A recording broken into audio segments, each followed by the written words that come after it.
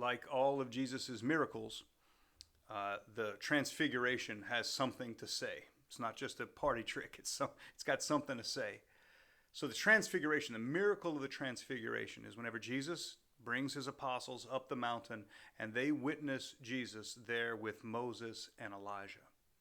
I think the fact that this happens on a mountain is very, very, very important. Okay, so this is not the Transfiguration in the woods somewhere. It's not the Transfiguration down by the sea. It's the Transfiguration up on a mountain. So understanding the mountain itself might be a key to understanding the Transfiguration and what it should mean for us today.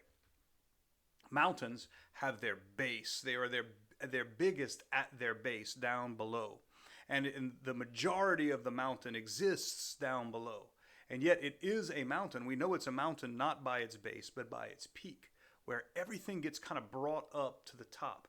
It might feel like there's less mountain, right? It might feel like there's less mountain up at the top because it's much smaller than the base.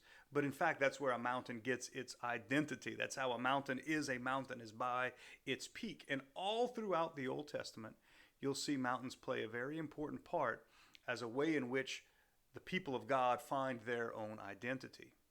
Jesus gives us his true identity from up on the peak of that mountain.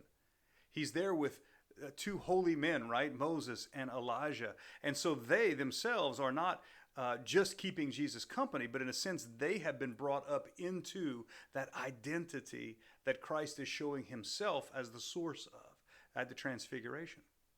This might be difficult to understand because most of us live believing that down at the base of the mountain, metaphorically speaking, down at the base of the mountain is where all the real knowledge is, right?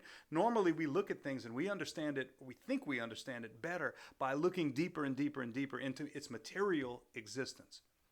If you look at a chair, for example, a wooden chair, you might say, I understand that chair best when I know that that chair is made of wood, and that wood is made of these sort of cellulose cells, and those are made up of these different molecules. Those molecules are made up of atoms, and the atoms have these, electrons and quarks, and all the way down to mathematical, the smallest thing that math can possibly handle, the smallest thing, a Planck length or a quark or whatever, right?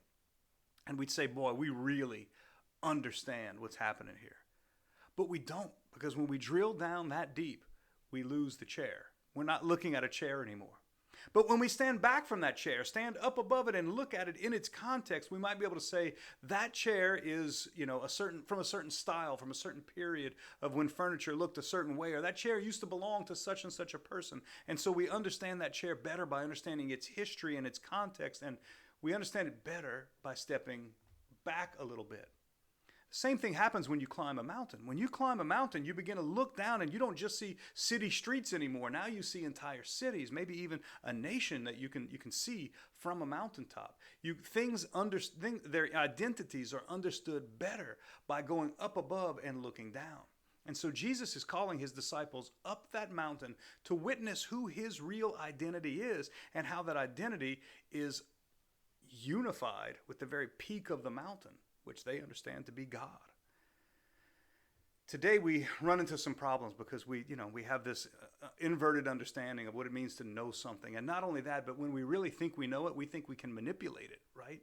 It's like the more that we understand about it, the more we can play around with it and make it what we want it to be. So people get their identities caught up in these things that they themselves can have power over and can even change their identities based on, even sometimes based on changing the material facts about their identity, or at least faking it, or at least claiming that the material facts are some other way.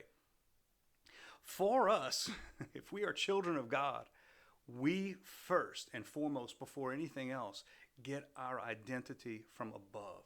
We get our identity from the peak of that mountain.